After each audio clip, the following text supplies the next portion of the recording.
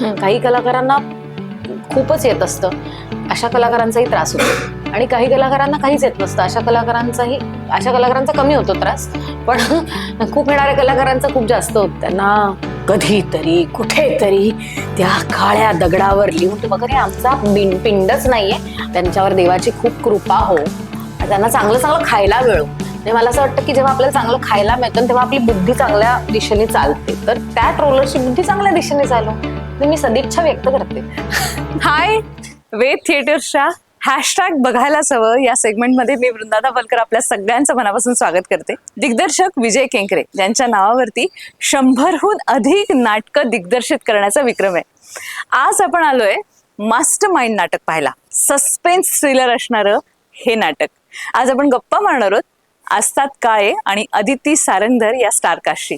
चला बघूया master mind. Hashtag बघायलाच हवं या आमच्या सिरीजमध्ये मी वृंदा दाभोलकर आपल्या सगळ्यांचं मनापासून स्वागत करते. मास्टर माइंड हे नाटक पाहायला मी आले आणि आता गप्पा मारणार आहे या नाटकातली अभिनेत्री अदिती सारंगधर हिच्याशी. हॅलो अदिती. किती दिवसांनी भेटलीस वृंदा, मज्जा आली.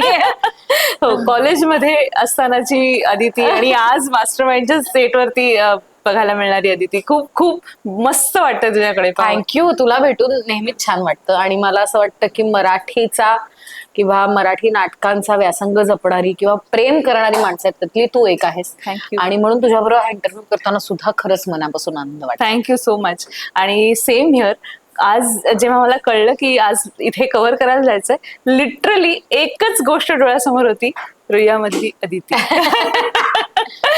अदिती, मास्टरमाइंडचा हा कितवा प्रयोग आणि एखादी खूप खूप आवडलेली प्रतिक्रिया रसिक प्रेक्षकांची आमच्याबरोबर शेअर कर ना. 94वा प्रयोग आहे आज जवळजवळ. म्हणजे आता 100चा टप्पा आम्ही गाठतोय पुढच्याच आठवड्यात. अगदी 6 तारखेला दुपारी 4:30 वाजता आमचा दीनानाथ पारलेला 100वा प्रयोग आम्ही साजरा करतोय. आनंद आहे, कारण एखाद्या नाटकाचे आजच्या काळात 100 प्रयोग होणं ही सुद्धा कठीण गोष्ट झालेली आहे. आणि असं असताना सस्पेन्स थ्रिलरचा 100वा प्रयोग होणं ही फार महत्वाची गोष्ट आहे. त्या निमित्ताने आमच्या निर्मात्याचे आभार मानेन, तुमच्या सगळ्या मीडियाचे आभार मानेन. कारण मला असं वाटतं की नाटक करणारी माणसं गेली कित्येक वर्ष नाटक करतच राहतात, पण ते पोहोचवायची गणितं इतकी बदलली आहेत ना, आणि ते पोहोचवण्याचं, चांगल्या पद्धतीने पोहोचवण्याचं काम तुमच्या मार्फत होतंय. त्यामुळे मला असं वाटतं की हा टप्पा खूप सुकर झाला. क्या बात आहे.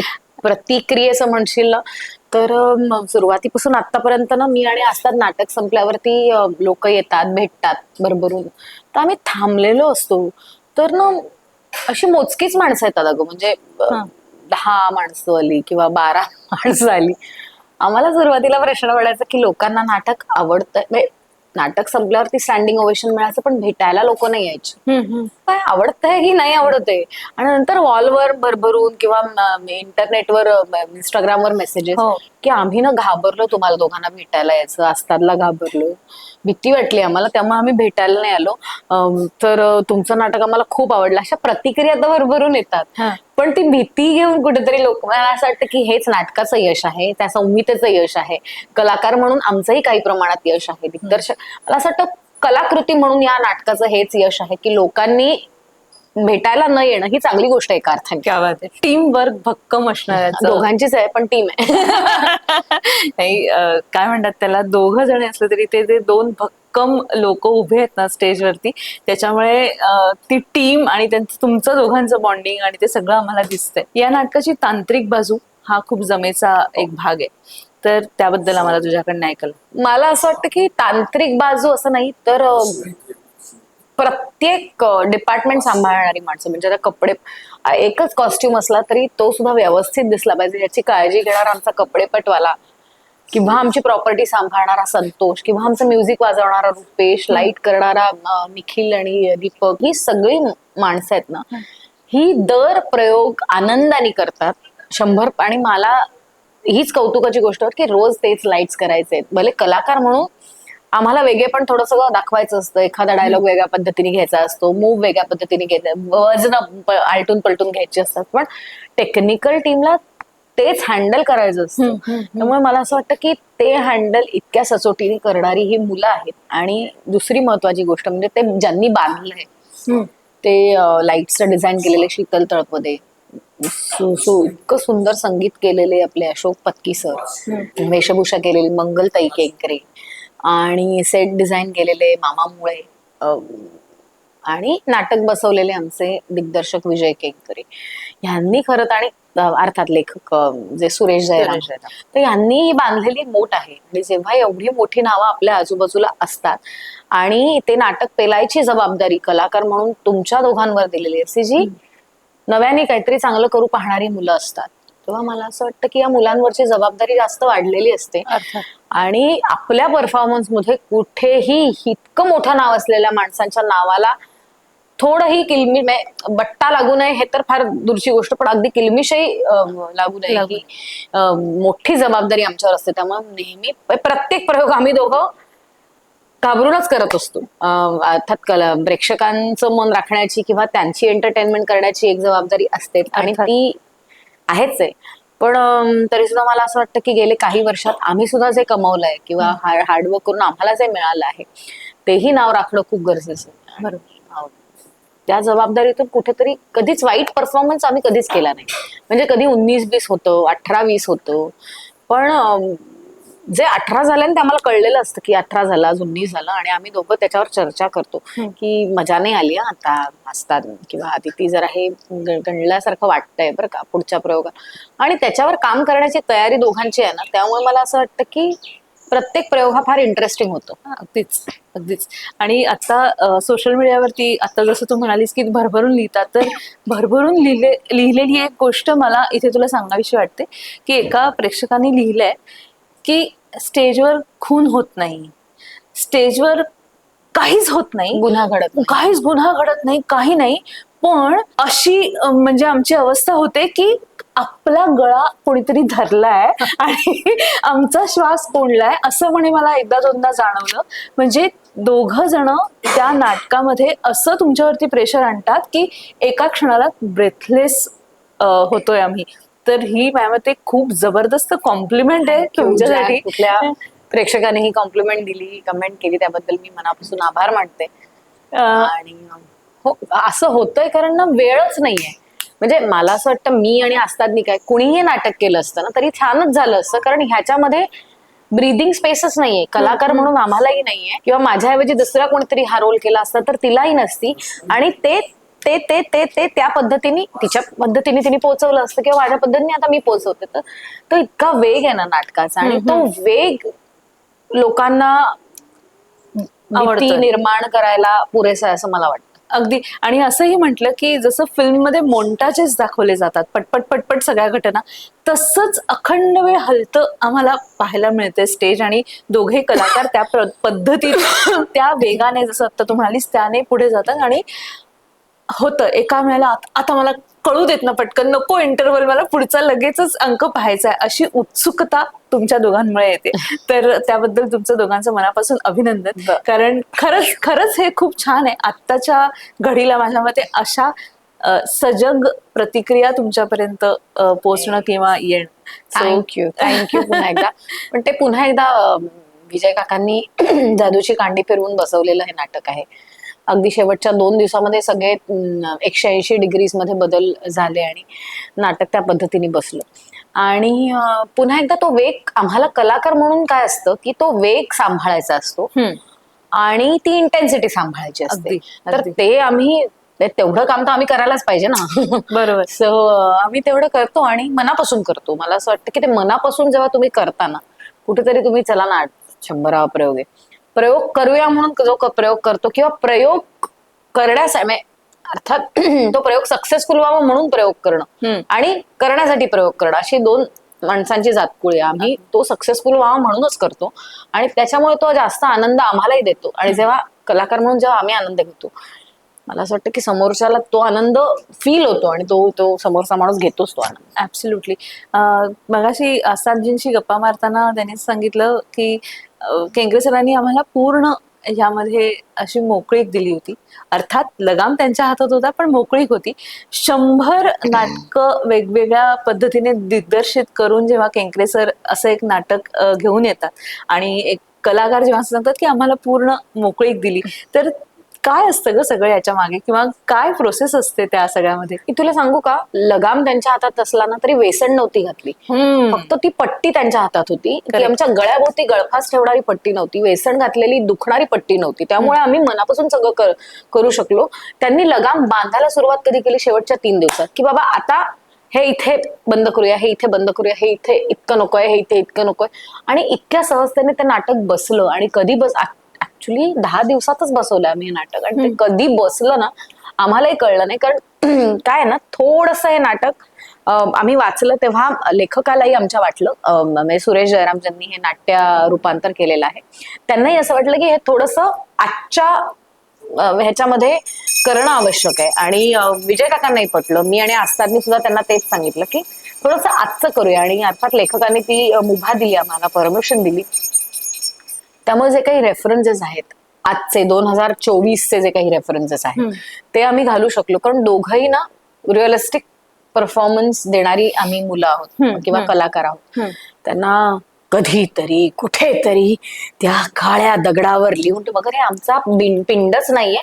आणि ते करताना मुळात ना प्रॅक्टिसमध्ये आम्हालाच हसू आलं असतं आणि ते फार फनी झालं असतं. त्यामुळे आम्ही वाचल्यावरती ठरवलं की हे आजचं करूया. नाटकाचा मूळ पॅटर्न किंवा जो काही चौकट होती ती आम्हाला दोघांनी आवडली होती. पण त्या चौकटीतल्या गोष्टी बदलणं आवश्यक होतं आणि ते आम्ही सगळ्या टीमनी मिळून केलं.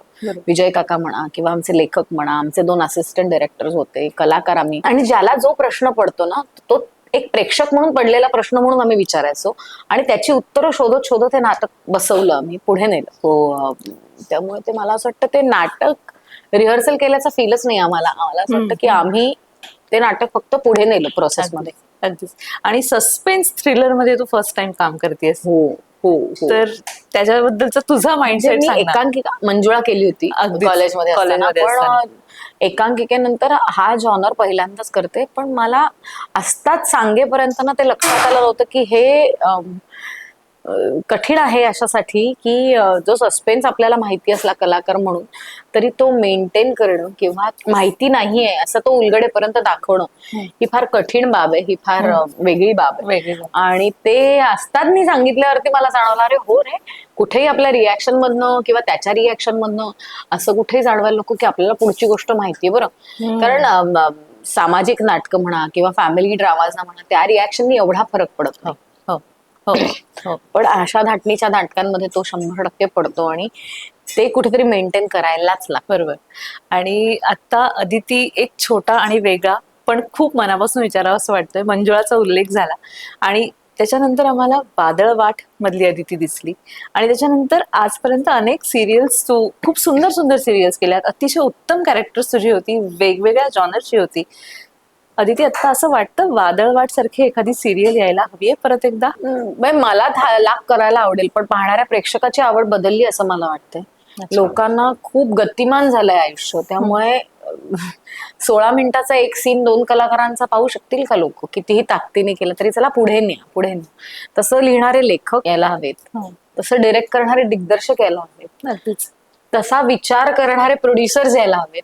मुळात चॅनलला ते पटायला हवं आणि मुळात तेवढे सक्षम कलाकार सुद्धा हवेत ना. म्हणजे मी दुर्दैवाची गोष्ट पण लक्षच्या काही एपिसोडमध्ये काही लोकांबरोबर काम केलं तर मला असं वाटलं की मी कसा दिसतो, मी कसा असतो याच्यापेक्षा मी काय करतो हे करण्याची तयारी दाखवली पाहिजे कलाकारांनी. ती कुठेतरी कमी पडते आज दुर्दैवाने, मला असं वाटतं. त्यामुळे कधी कधी त्रास होतो. काही कलाकारांना खूपच येत असतं, अशा कलाकारांचाही त्रास होतो. आणि काही कलाकारांना काहीच येत नसतं, अशा कलाकारांचा कमी होतो त्रास. पण खूप येणाऱ्या कलाकारांचा खूप जास्त होतो. सो मला असं वाटतं की अशी मालिका येणं कठीण आहे म्हणजे. आणि कठीण आहे अशासाठी की पेशन्स नाही राहिलं त्या कोणामध्ये. आणि आता त्या पेशन्सना जर आपण ताडायला गेलो ना तर ती मालिका चालणार नाही असं मला वाटतं. आणि अदिती सारंगधर म्हणजे अत्यंत स्पष्ट विचारांची, अत्यंत मोकळ्या विचारांची, ऍक्सेप्ट करणारी एक अभिनेत्री म्हणून आज तिच्याकडे पाहिलं जातं. अदिती, थोडासा वेगळा प्रश्न आहे, तुला जर कम्फर्टेबल वाटलं तर तू उत्तर दे.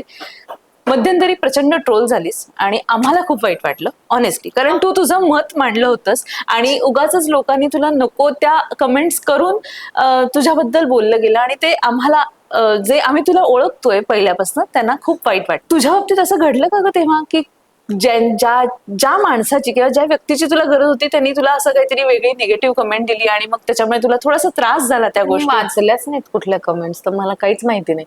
मी माझा इंटरव्ह्यू ज्याच्याविषयी तू हो, कदाचित हो. बोलतेस तो देऊन मोकळी झाले होते. त्यानंतर त्यांचा मला फोन आला, आपले व्ह्यूज खूप सॉलिड झाले. म्हटलं ओके, कारण मी आठवड्यातनं एकदा तरी इंस्टाग्रामवर असते. हा. पण कोणीतरी गावात बसून वाचता माणसाच्या मनात व्यक्तीविषयी काय येतंय हे वाचून मी माझा वेळ का घालवायचा? अगदी अगदी माझ्याकडे खूप मी बिझी आहे. काही बिझी नसेल तर मी 2 तास जास्त झोप घेईन, पण कुणाला तरी काहीतरी वाटतंय म्हणून माझ्या आयुष्याचं चक्र मी का डेंजर झोन मध्ये टाकायचं? I don't believe in it. मला असं वाटतं की ज्यांच्याकडे खूप वेळ आहे ते अशा पद्धतीचं ट्रोलिंग करतात आणि ते ट्रोलर्स जे कोणी आहेत त्यांना उदंड आयुष्य लाभो, त्यांच्यावर देवाची खूप कृपा हो आणि त्यांना चांगलं चांगलं खायला मिळो. म्हणजे मला असं वाटतं की जेव्हा आपल्याला चांगलं खायला मिळतं तेव्हा आपली बुद्धी चांगल्या दिशेने चालते, तर त्या ट्रोलरची बुद्धी चांगल्या दिशेने चालव, मी सदिच्छा व्यक्त करते. क्या बात आहे अदिती, म्हणून तू लोकांना खूप आणि खूप भरल्यापोटी आवडतेस. तुम्ही वाईट कधीच विचार करत नाही ना. मला असं वाटतं त्यांना पूर्ण ब्रह्म असणारं अन्न मिळो, म्हणजे त्यांची बुद्धी चालेल. चालेल. तर आज आपण आलोय मास्टर माइंडच्या या नाटकाच्या सेटवरती आणि आज आपण हे नाटक पाहणार आहोत. मी पाहणार आहे, माझी टीम पाहणार आहे आणि तुम्ही सगळ्यांनी हे नाटक बघायलाच हवं. खूप काही बघण्यासारखं आहे आणि एक नवीन जॉनर हे दोघं जण साकारतायत आणि खूप दिवसानंतर असं काहीतरी सस्पेन्स थ्रिलर आज रंगमंचावर येत आहे आणि ते बघायलाच हवं, हो की नाही? भेटूया पुढच्या एपिसोडमध्ये. Thank you so much Aditi. Thank आणि you. पुन्हा भेटूया वेगवेगळ्या Yes, नाटकांच्या आणि काय हॅशटॅग बघायलाच हवं. Thank you so much. Thank you so much. Thank you so much. आत्ता पाहून आली आहे suspense thriller master mind. Hashtag बघायलाच हवं असं हे नाटक. Outstanding performance. रंगमंचावर खरं तर काहीच घडत नाही, पण तरी देखील अक्षरशः भीतीने थरकाप उडतो. आणि आत्ता तुम्ही पाहत असाल मला घाम आलाय, असा घाम चिल्ड झालेल्या नाट्यगृहात येतो. अजून याच्यापुढे मी काही सांगणार नाही.